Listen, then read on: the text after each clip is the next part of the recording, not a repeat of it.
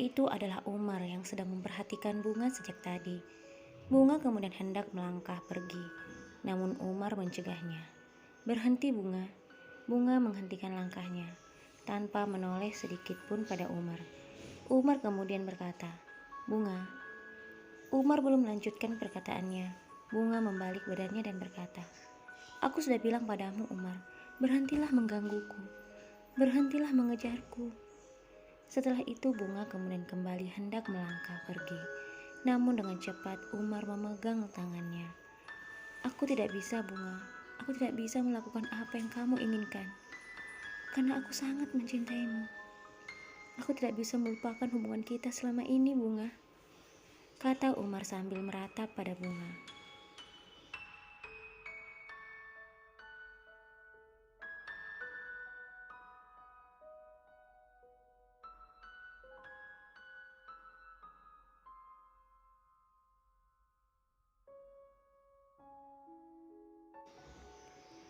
Bunga berusaha melepaskan tangannya dari genggaman Umar, tetapi genggaman Umar sangat kuat, hingga akhirnya Bunga kemudian mendorong tubuh Umar. Tetapi yang terjatuh bukanlah Umar, melainkan Bunga. Ternyata Bunga jatuh bukan karena mendorong Umar, melainkan tiba-tiba saja saat itu Bunga pingsan. Dengan perasaan bersalah dan penuh kekhawatiran, Umar menggendong Bunga dan membawanya lari sambil meminta tolong. Orang-orang yang melihat Umar berlari sambil menggendong Bunga berteriak, "Apa yang terjadi, Pak Guru? Ada apa dengan Bunga?" Sambil terus berlari dengan nafas tak beraturan, Umar berkata, "Tadi aku sedang melintas di dekat kuburan dan aku melihat Bunga berada di sana, di dekat makam kedua orang tua dan neneknya. Lalu, tiba-tiba saja dia pingsan."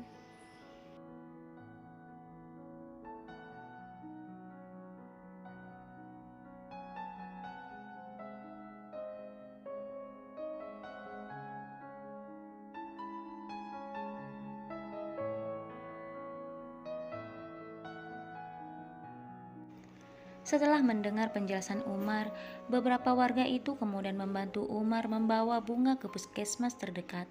Salah satu warga yang melihat kejadian itu langsung berlari ke rumah Pak Doni dan Bu Yosi memberitahu tentang kejadian itu.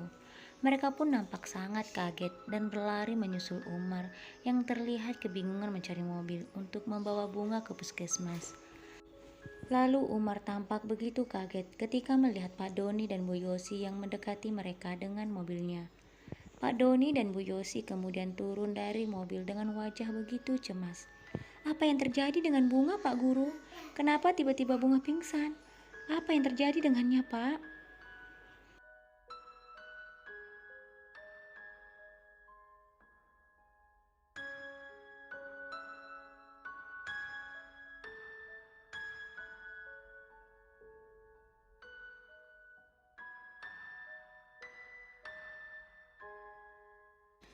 Dengan perasaan gugup, Umar mengulang kembali ceritanya. "Begini Pak Doni, Bu Yosi, tadi tanpa sengaja saya melintas di daerah pekuburan. Saya melihat Bunga ada di sana. Tiba-tiba saja Bunga pingsan, lalu saya membawanya ke sini." Pak Doni kemudian berkata, "Ya sudah, kalau begitu bawa masuk ke dalam mobil, lalu kita bawa dia ke puskesmas."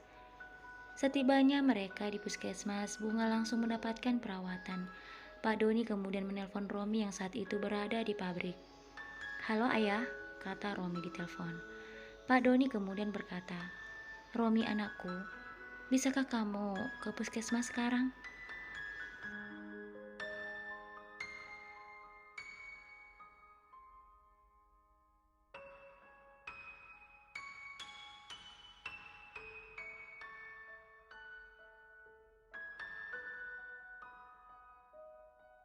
Dengan perasaan penuh tanda tanya, Romi berkata, "Puskesmas, untuk apa ayah?" Pak Doni kemudian berpikir sejenak. Dia tidak ingin Romi merasa khawatir. "Tidak ada apa-apa nak, datang sajalah kemari. Ayah dan ibu menunggumu." "Baiklah ayah," kata Romi lalu menutup teleponnya. Dalam perjalanan Romi terus bertanya dalam hati, "Sebenarnya apa yang terjadi? Mengapa ayah dan ibu menungguku di puskesmas? Apakah mungkin sesuatu terjadi pada Bunga? Romi kemudian melaju dengan kecepatan tinggi. Sementara di rumah sakit, setelah mendapatkan beberapa tindakan dari dokter dan juga para perawat yang berada di sana, akhirnya Bunga pun sadar.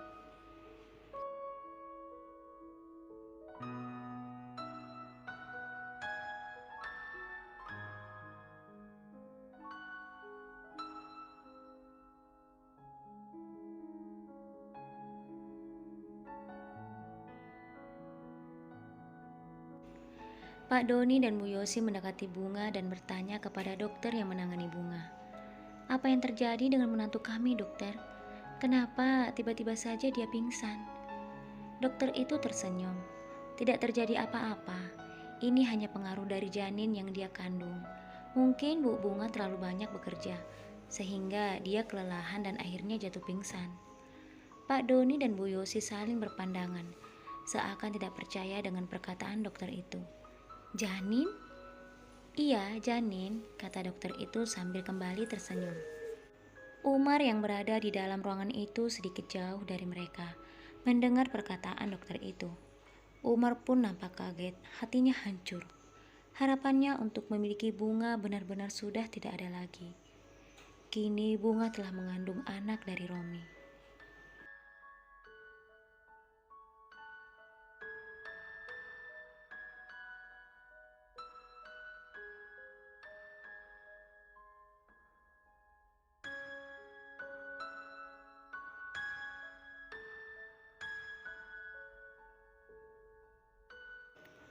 Umar kemudian berbalik dan hendak melangkah keluar. Namun langkahnya terhenti ketika Romi berdiri di hadapannya. "Apa yang kamu lakukan di sini?" tanya Romi dengan nada marah. Umar lalu berkata, "Aku hanya mengantar istrimu ke sini." Romi semakin kaget mendengar apa yang dikatakan oleh Umar. "Mengantar?" tanya Romi.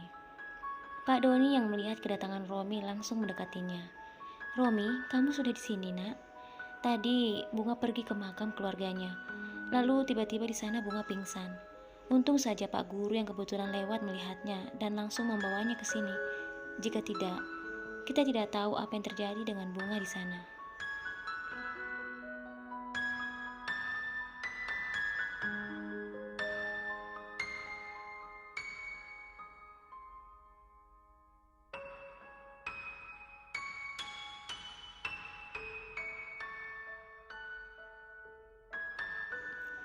Mendengar jawaban dari ayahnya, kini Romi merasa lega. Dengan terpaksa dia mengucapkan terima kasih kepada Umar. Dan saat hendak melangkah mendekati istrinya, Umar memegang bahunya. Romi melihat tangan Umar yang berada di bahunya sambil berkata, "Ada apa?" Umar kemudian berdiri di hadapan Romi, lalu mengulurkan tangannya. Romi menatapnya dan mengerutkan keningnya. "Apa maksud dari semua ini?" Umar tersenyum. "Kamu menang dan aku kalah. Sampai kapanpun, aku memang tidak akan pernah memiliki Bunga. Dia adalah milikmu seutuhnya. Dan selamat, kini Bunga telah mengandung anakmu." Mendengar perkataan Umar, Romi sangat terkejut. Wajahnya yang tadi terlihat marah, kini tersenyum sangat bahagia. "Benarkah?" kata Romi.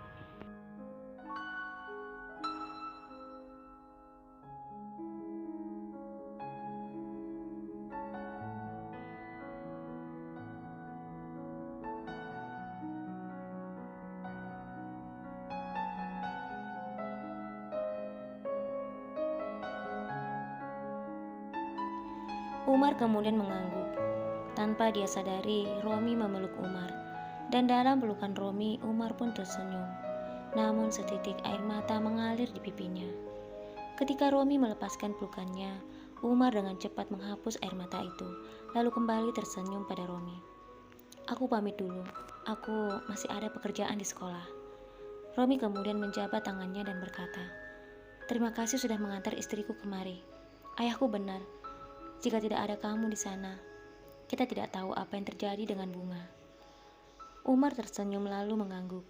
Setelah itu, dia pun pergi meninggalkan tempat itu dengan hati yang terluka.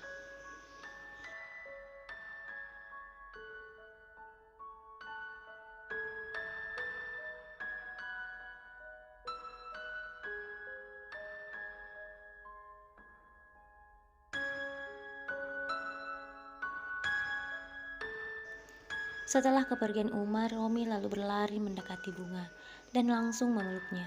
"Sayang, kamu hamil. Kamu hamil sayang. Aku sangat bahagia sayang. Kita akan punya anak," kata Romi sambil terus mencium wajah Bunga sambil memeluknya. Ayah dan ibunya pun tampak sangat bahagia. Bunga tersenyum dan mengangguk mendengar perkataan Romi. Setelah merasa membaik, akhirnya Bunga pun dibawa kembali pulang ke rumah. Dan sejak saat itu, karena begitu khawatir, Romi melarang Bunga untuk melakukan pekerjaan apapun. Bahkan dia meminta Bunga untuk selama proses kehamilan dan persalinannya nanti, Romi mengajak Bunga untuk tinggal di rumah kedua orang tuanya. "Sayang, bagaimana jika untuk sementara ini, selama kamu hamil, sampai setelah kamu melahirkan nanti, kita tinggal di rumah ayah dan ibu?"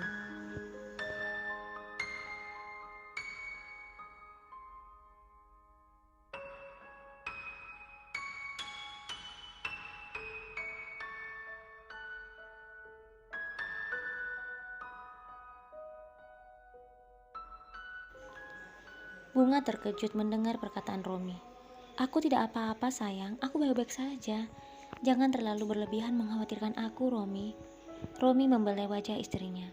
"Sekarang ini kamu hamil sayang, kamu tidak boleh merasa capek. Jadi sebaiknya kita tinggal di rumah ayah dan ibu. Jadi ketika aku bekerja, ada yang menjagamu. Dan aku bisa merasa tenang ketika bekerja." Lagi-lagi Bunga berusaha menjelaskan kepada Romi. "Tapi sayang," Romi kemudian memotong pembicaraan Bunga. "Sayang, aku ada rencana. Rumah kita di kota akan aku jual." "Benarkah?" kata Bunga.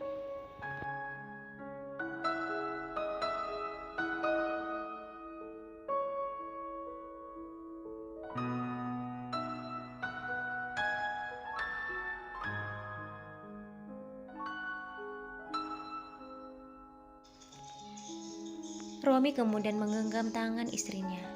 "Iya sayang, saat ini kamu kan hamil. Kita bisa tinggal di rumah ayah dan ibu. Rumah di kota akan aku jual untuk merenovasi rumah kita ini.